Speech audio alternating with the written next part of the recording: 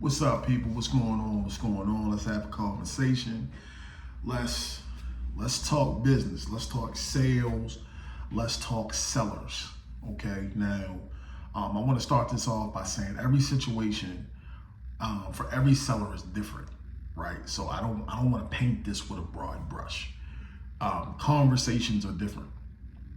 Situations are different, but I just want to speak to something commonly that happens, and I want to correlate it to something that happens that's happening right now in real time, right? So anyone who knows me personally knows that I'm a sports guy, right? Like, I especially, let me hone in that, because I like a lot of sports, but especially football, basketball, baseball, and weirdly enough, because I played in lacrosse, right? So those are my sports.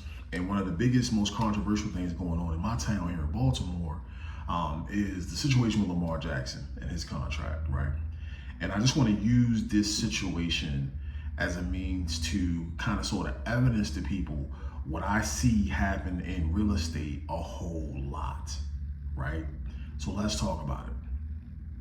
So what you're going to find most commonly is every seller is going to want to sell their home for the most amount possible, right? Which, I mean, why wouldn't you? That's what you have a home for, is to sell it for the most possible. But part of my job and my role is also to help sellers to sell it fast, right? Now, we're coming out of the COVID-19 pandemic, which if you talk to anyone that's been in the business, 20 or 30 years, they'll tell you it's a phenomenon that no one's seen. Right, low interest rates, everything selling above list price, the whole 9 yards, right? So fast forward, let's take a look at it from the perspective of Lamar Jackson's contract, how that applies, so on and so forth. Okay, so in Lamar Jackson's situation, Deshaun Watson got a $230 million fully guaranteed contract to play quarterback for the Cleveland Browns, right? Fully guaranteed contracts are not very common in the game of football, right? It doesn't happen all the time, right? And he's standing firm and saying that even though there have been a bunch of other contracts that have been completed, well, or let me rephrase that, every other contract that was completed was not fully guaranteed. He's standing on his square and saying, this is what I want regardless, right? Now let's talk about it from a real estate perspective, okay?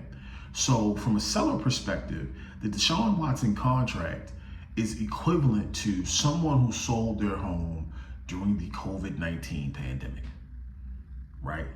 Because there was folks that were getting an exorbitant amount of money over list price for their home. Just to be frank with you, you could price the house improperly and still get more money. That's how crazy that the craze was, right? So let's keep it to simple round numbers. Let's say this particular seller in COVID sold their home in a particular neighborhood for $500,000. Okay, so let's say that that's what happened. Fast forward, let's talk about Lamar's situation, or the Lamar in this particular equation, right? So now you have a seller that comes along and they say, hey, I want to sell my house for $500,000 as well. Okay.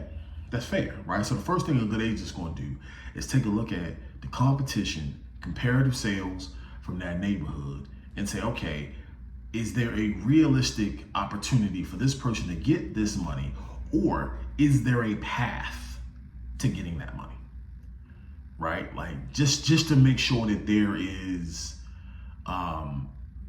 a clear way of dealing with the situation or handling it, right?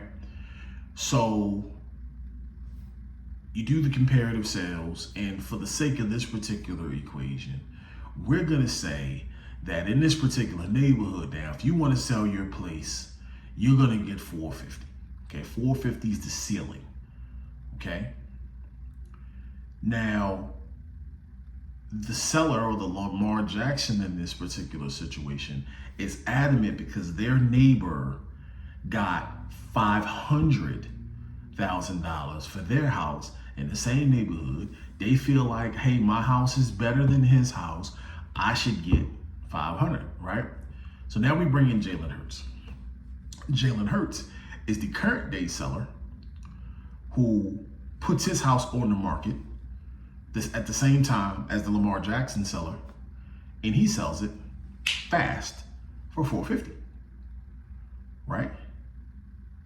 And this is proof of concept in this particular scenario, just like in the sports side, from a real estate perspective, that $500,000 sale is an outlier, right? You are in a market that no one has ever seen. That's why so many people ran to sell their homes, and that's why so many people ran to buy homes, because it was a once in a lifetime kind of market, right?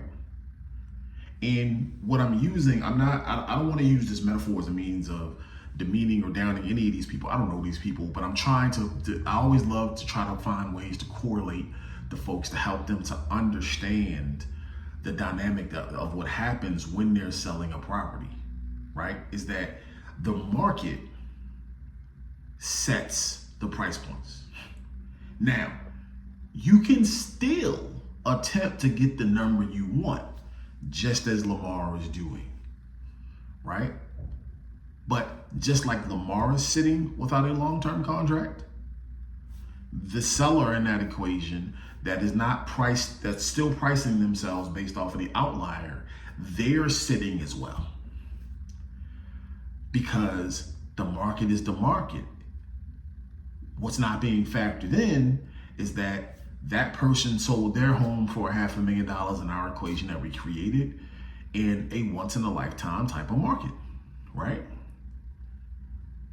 But you can still get a fair deal and come close. And now you have proof of concept from the Jalen Hurts seller that I put into the equation, who priced it at $450, which is the price in that neighborhood, and it sold fast.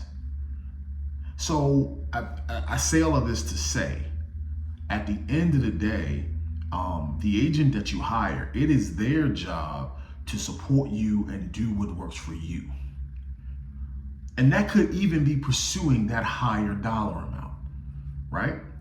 But the other part of their role is to advise you very clearly on what's going on, so that you know when you walk into a deal what it looks like. Because yes, in the real estate business, you're going to find that there are certain agents that maybe only list homes, so on and so forth. But for the most part, you're going to work with someone, or you're going to hire an agent, or you should hire an agent that helps folks buy homes and sell, right? Because they're going to be able to give you certain market knowledge of what happens on that buyer side.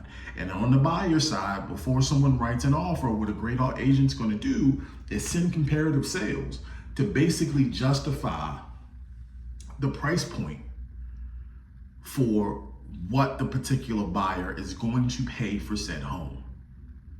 And on the seller side, it's also the responsibility of that listing agent to educate the seller on every avenue or direction that it could go, right? So if the listing agent, feels like, hey, I think you can get your number, you need to have that conversation up front, and you need to substantiate it with the data, okay? You need to explain why you think that number is reasonable, right? So that's number one.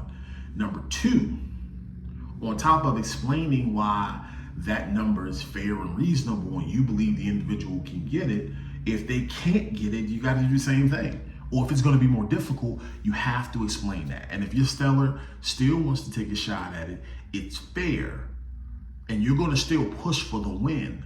But if it does not work, right, then you want to be able to take a step back and say, all right, you know what? My agent explained to me what happened. I took a chance. It didn't work. Let's get to the resolution of getting the best deal possible that I can get. And that's what this comes down to. It comes down to, you need to hire a professional in a real estate transaction that's going to present you all of the angles so that you know exactly what you're walking into and develop a plan of success for you. All right? So in this equation, we want to stay away from being that Lamar Jackson seller. All right? Y'all take care.